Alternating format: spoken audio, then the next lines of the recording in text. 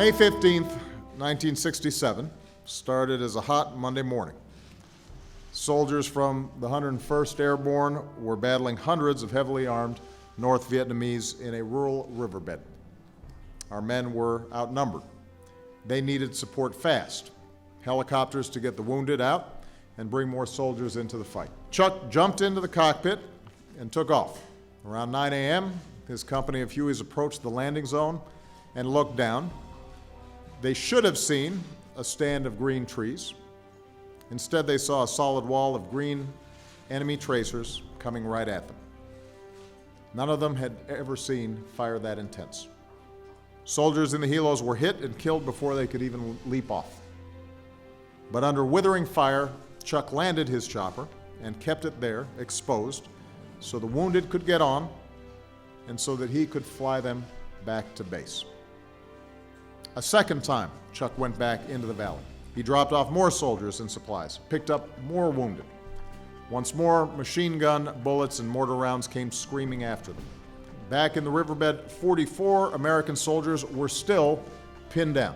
The air was thick with gunpowder, smelled of burning metal, and then they heard a faint sound, and as the sun started to set, they saw something rise over the horizon. 6 American helicopters. For a third time, Chuck and his unit headed into that hell on earth. Death or injury was all but certain, a fellow pilot said later, and a lesser person would not return. Once again, the enemy unloaded everything they had on Chuck as he landed. Small arms, automatic weapons, rocket-propelled grenades. Soldiers ran to the helicopters. When Chuck was told all were accounted for, he took off. And then, mid-air, his radio told him something else. 8 men had not made it aboard. They had been providing cover for the others. Those 8 soldiers had run for the choppers, but could only watch as they floated away. We all figured we were done for, they said. Chuck came to the same conclusion. He broke off from formation, took a steep, sharp descending turn back toward the valley, this time with no aerial or artillery support. A lone helicopter heading back in.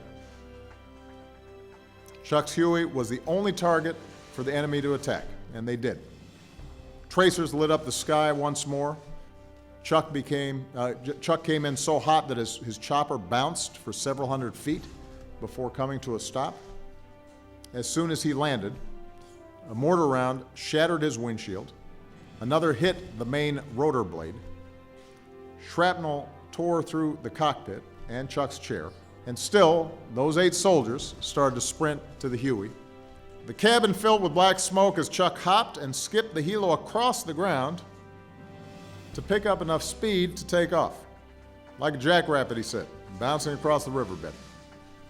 The instant he got airborne, another mortar ripped into the tail. The Huey fishtailed violently, and a soldier was thrown out of the helicopter, hanging onto a skid as Chuck flew them to safety. The President of the United States of America, authorized by Act of Congress, March 3, 1863, has awarded, in the name of Congress, the Medal of Honor to Major Charles S. Kettles, United States Army.